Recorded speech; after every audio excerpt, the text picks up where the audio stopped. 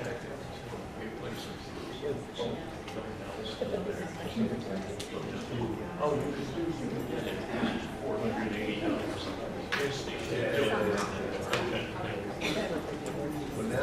everyone.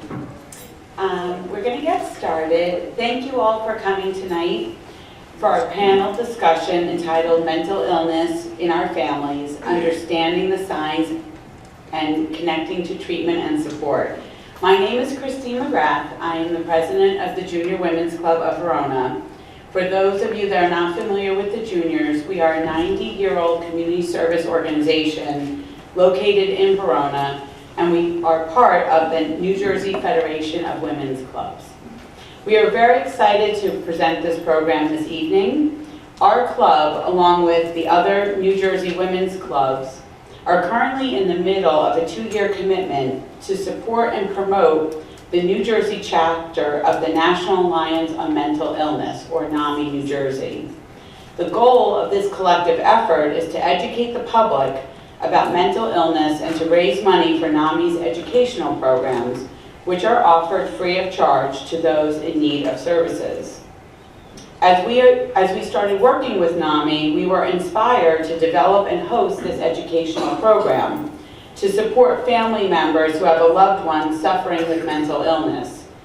Our hope for tonight is that we can provide information and guidance on how to help family members connect to treatment resources and how to best support them as they start a journey towards recovery.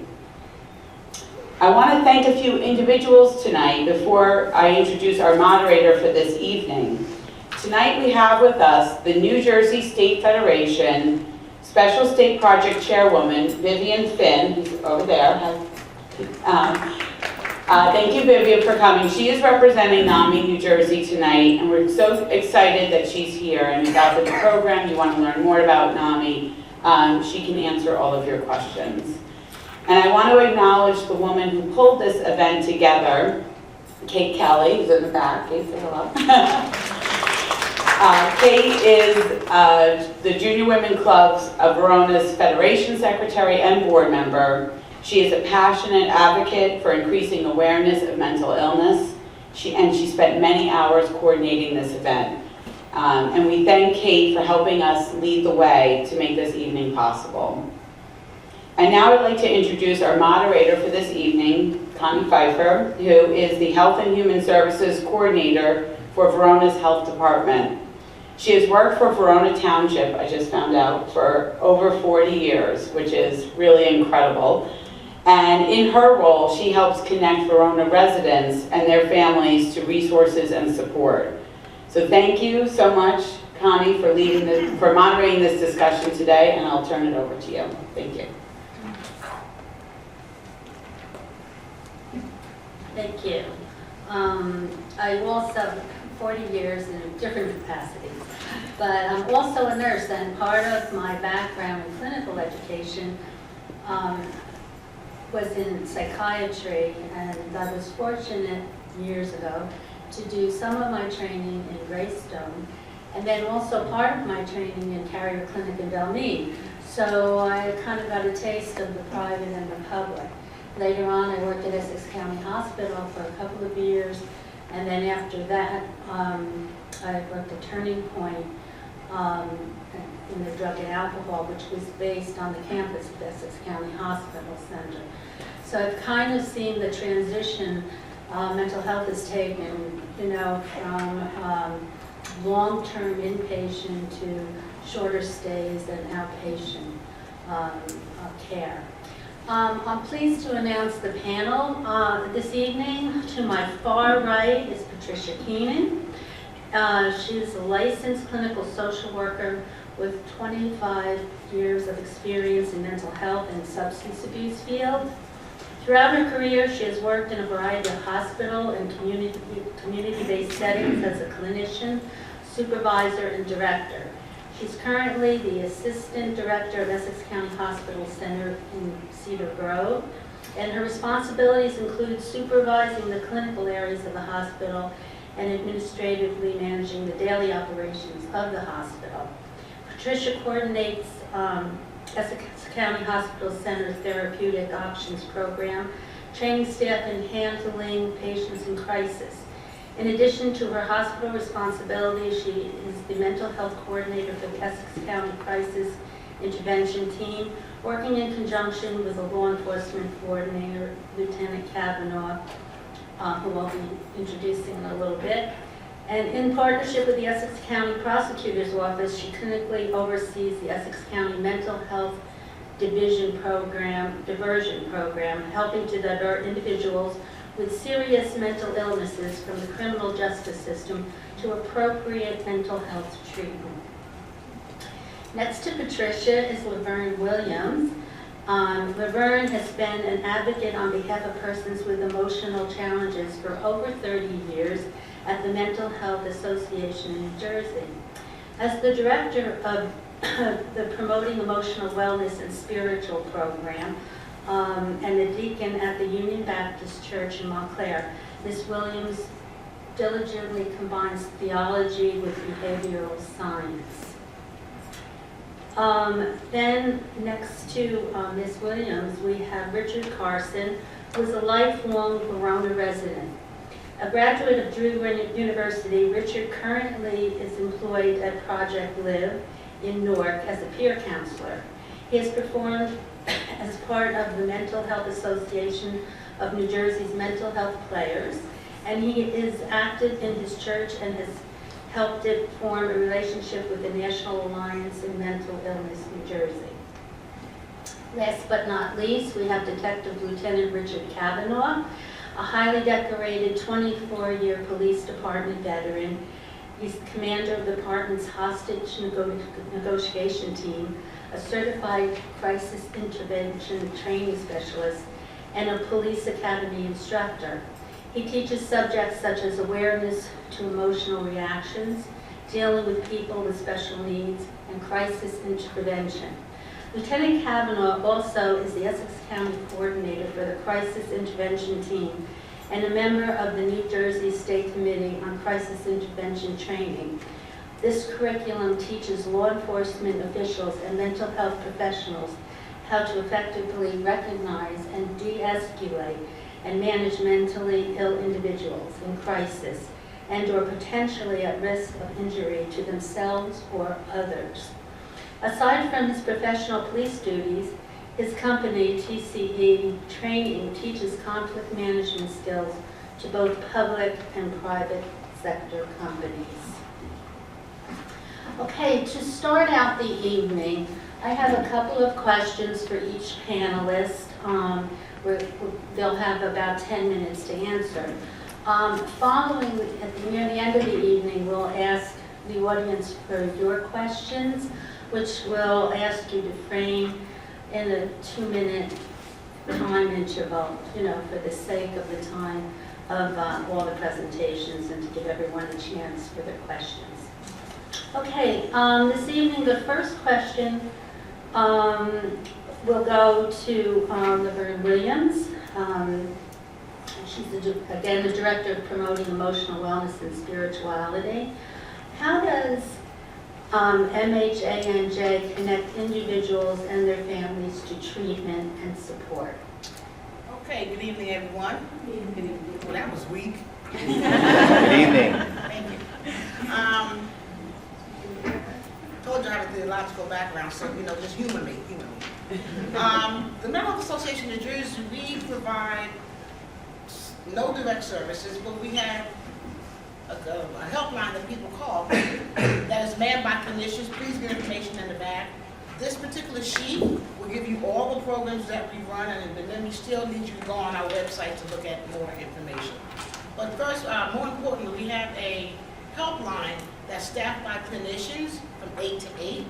Persons can call in, obviously anonymously, give the information that they're looking for. We have state-of-the-art, up-to-the-date databases, because nothing is more frustrating than someone calling a resource place to give you a number and then you call it and that place is no longer in business or no longer answers. So we pride ourselves in making sure our database is always up to date.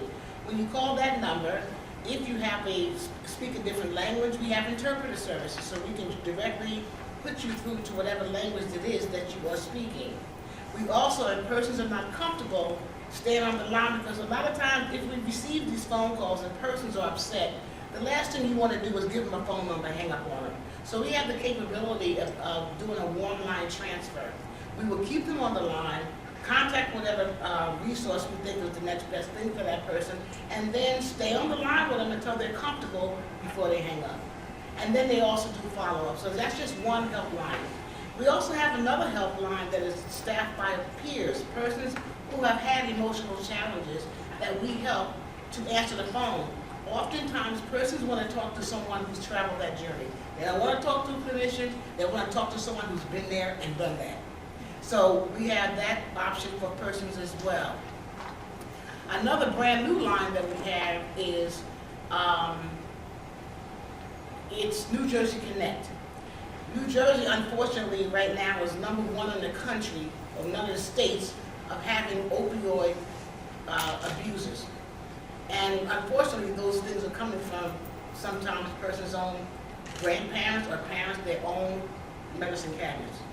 So there's an epidemic here in New Jersey. So we have persons to either talk with somebody who has an opioid addiction and or family members who calling in to ask about how do I help my loved one. The program that I run is promoting emotional wellness and spirituality.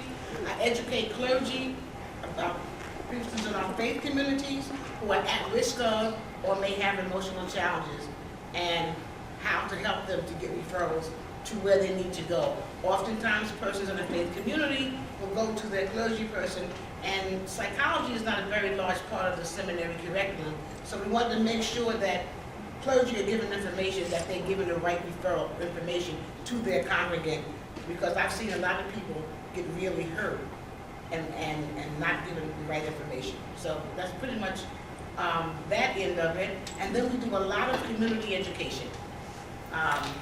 We try to tailor it to what person's call and ask for. We do one in terms of, hearing, discussing voices. You'll get information on the back table about that. Persons who are voice hearers, how do you handle, or what can you do with someone who hears voices? It's there and it's real. And again, we just need to be educated. I think that's my time. I'm not sure how I'm doing my time, but I think I'll stop. You'll have an opportunity to ask Ms. Williams some questions later on in this evening. Okay, our second question goes to Montclair Police Department's Lieutenant Richard Cavanugh. How are you and fellow officers trained to see signs and symptoms of mental illness? What do you see in the community? And how do they connect individuals with mental illness to treatment? Good question. It's a lot. It's a lot of questions. The first part of it, how are we trained? Well, that's part of what I do. That's part of the CIT training, crisis intervention training. Crisis intervention training is a program that was started in Memphis, Tennessee, and unfortunately, it's always out of tragedy that stuff like this happens. There was a situation in Memphis, Tennessee, where a gentleman with mental illness wound up dead. Basically, he was arrested for a minor charge, wound up in jail, and it was a tragic situation that he was put in jail, and while he was in jail, he was murdered. So the Memphis got the powers to be in Memphis, University of Tennessee, Memphis, NAMI, among other organizations, the police department, all got together and they said, we've been doing the same thing over and over again. Let's see if we can get it right this time. Let's see if we can do something. So out of that came this CIT program, where we expose police officers to what is mental illness. And we give them a block of training. The CIT training is a 40-hour block. We give them a block of training on what is mental illness. And we bring in the professionals that could give an overview of mental illness. We say to them, what medications you come across with someone with mental illness? A lot of times somebody will have pills or something in their pocket, and it'll be a good clue. You know what? We got to teach cops a little bit about empathy. So we give them a block on empathy. We teach them hey, what exactly is de-escalation, and what are de-escalation techniques? You know, a lot of people know how to de-escalate somebody, but they don't necessarily know why they're doing it. Some people it just comes natural. Other people you have to teach them, okay, here's some steps to do on how to de-escalate a situation. We take all of these things, we involve role play with the officers. It's kind of like muscle memory. We run them through this process and say, look, here's what you may encounter on the street. If you can do it here, if you mess up here, there's no problem. It's a learning experience. If you mess up out on the street, it could be a big problem. So we run the officers through role plays. We bring a whole variety of subjects to them so that they know, look, we got another tool in our belt. Instead of handling everything like a hammer and a nail, wow, all of a sudden I got a screwdriver. I got something else I can do. Now, in the police academy training, when on a brand new recruit, they give them certain subjects. As she said in my profile, I teach awareness to emotional reaction. We run the recruits through the same thing. Here's emotional reactions that you may encounter. You know what? Let's look at your emotional reactions to something, because as a law enforcement officer, a lot of times you're bringing your own baggage to the table. I heard one time, empathy is walking a mile in another person's shoes. Well, I also realize you have to take your own shoes off to put those shoes on first, because everybody brings their own baggage to the table. So I try to teach the recruits, you know what, you bring baggage to the table. Be aware of what your reaction to things are, and then you can deal with other people's problems in a better fashion. So the police officers do get, the new recruit police officers do get some training in the academy. Once they come out of the academy and they're on the streets for a little bit of time, and that's an education in and of itself, then they are taught, then they have the ability to come to CIT training. I have to say, we've only been doing CIT in Essex County for about 2 years now. We've only done 9 classes, but to date we've put over 250 officers through the training. In addition to that, we bring in mental health professionals to sit in the class, because you know how well mental health people and cops get along. You know, we see things eye to eye, right? You know, they're a bunch of tree huggers and we're a bunch of, you know, whatever they want to call us. We pull back the curtains and we say, look, here's why they do what they do, here's why we do what we do. And sometimes, actually, good interaction comes out. I could pick up the phone right now and I could call any number of mental health people in Essex County, and they go, oh wow, yeah, that's Cavanugh, we know him, we put a face to the name. And I encourage that to all the officers that go through the CIT training. Your own Verona Police Department has had a number of officers go through the training. They pick up the phone and they hey, Lieutenant Cavanugh, you know what? We had this situation, and thank you, because I was able to call so-and-so at such and such a hospital and have it taken care of and be able to refer some. Which brings me into how do we refer? Through networking. There's 3 crisis centers in Essex County. And we have all 3 of them involved in the CIT training. We have a committee where we bring in everybody from judges, lawyers, people from the APs from the prosecutor's office, mental health screeners, mental health administrators like Miss Keenan. We have Laverne comes into, Miss Williams here comes into my class, and she teaches a block on hearing voices. And I'll tell you what, if you've never experienced hearing voices, I strongly urge Laverne's class, because you put those headphones on and you listen, the voices going in your head, by the end of the time, you're going, wow, I did it for an hour. Well, in my case, I did it for a couple of hours, and it was like, wow, how does somebody live with that 24 hours a day, 7 days a week, and still, you know, function at all? But networking is how we make our referrals. Talking to different people, getting to know who the different players in the game are, picking up the telephone and saying, here's what we can do for you. One other question. What do the officers typically encounter out on the streets of the community? Unfortunately, we encounter the majority of people with mental illness when they're in crisis. We don't normally encounter somebody when they are doing well. Because quite frankly, when they're doing well, we don't know about it. We have, one of the things we do with the CIT training is we bring in a consumer panel.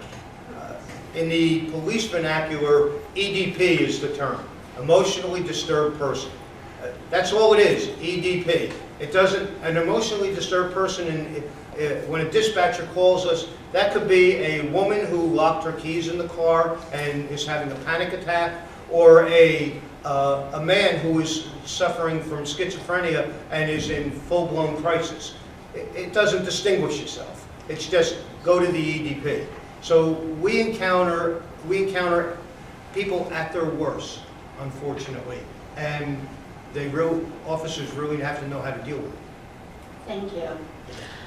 Our next question will go to Patricia Keenan at the end, and I don't know if you need to move that mic down if you need it, unless you have a big voice.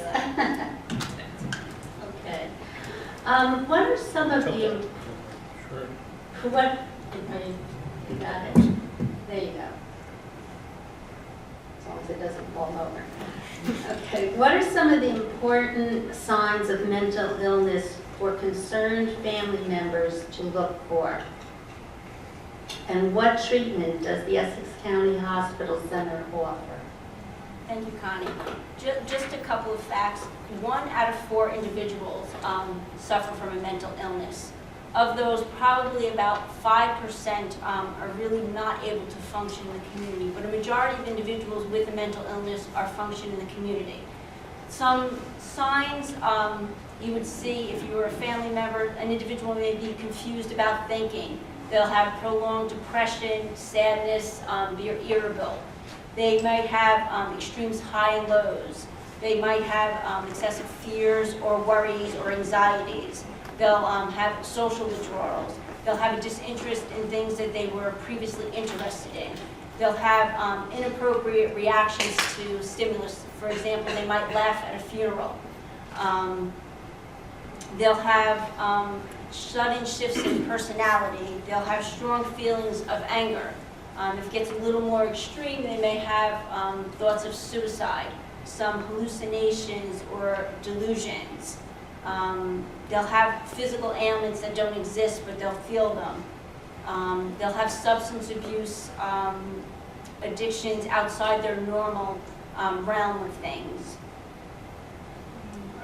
Those are some of the adult things. And you might see in older children might be their inability to cope with their daily activities. They'll have extreme changes in eating and sleeping. They'll, with girls, which is a big one, will be eating disorder. They'll have the fear of gaining weight. They'll decline in their academics. They'll have frequent outbursts of anger, some of the things to look for within older children and adolescents. There are probably over 200 classified diagnoses of mental illness, but what they all have in common is that they all are affecting someone's personality, their thought process, and their social interactions are the things that you'll see most common with individuals. People live with mental illness, particularly chronic ones such as schizophrenia and bipolar, which can be both difficult and challenging for the individual and the loved one, but there is hope. In many ways, a mental illness is like a medical disorder such as diabetes, high blood pressure, but with the combination of mental health treatment, medication, there is hope. There is definitely hope, which kind of leads me into, I guess, a little about Essex County Hospital and the treatment we provide. Essex County is a 180-bed psychiatric hospital located in Cedar Grove. Probably in the 1980s, there were over 4,000 patients at the hospital. But with medication and community support, we've gotten the number down to 180. Unfortunately, we are full at all times. Even though it is Essex County Hospital, we actually take residents from Passaic and Middlesex County now. Admission starts at discharge. When an individual is admitted, they're assigned a treatment team, which is a psychiatrist, a medical doctor, a social worker, psychologist, recreation therapist, and that treatment team follows the patient from admission to discharge. Any needs they have, whether it's medical, psychiatrically, it is taken care of. We have a dentist on site. All of our specialists come and do everything for the individuals. One of our large components is our treatment modality, in which our individuals participate in several different groups, from art therapy to music therapy to our newest one is animal assistant therapy, in which we have dogs that come into the hospital for therapy, which is a huge success. We do a work program, we do Narcotics Anonymous in the hospital, we do fun things from socials on Fridays, from barbecues to bingo to karaoke to baseball games. We do a lot in the community, in which we take them out to go shopping, to baseball games, to Turtleback Zoo. Our patients are in our hospital anywhere from probably about 60 days for new admissions. However, we do have patients there that are there for 30+ years. All of our patients, upon discharge, have a full discharge plan in which the social worker connects them with all aftercare. So if they need medication, medical appointments, housing, we do benefits. So everything is taken care of by the doctors and the social workers. We do offer family support groups in the evenings twice a month for the families, whether the patients are there or after they're discharged.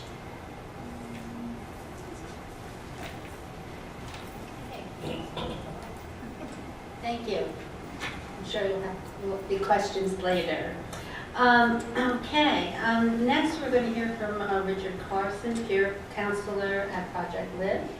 My question to you are, what advice do you have for family members hoping to connect their loved ones to treatment and support? And then explain the support you provide through your position at Project Live. Okay.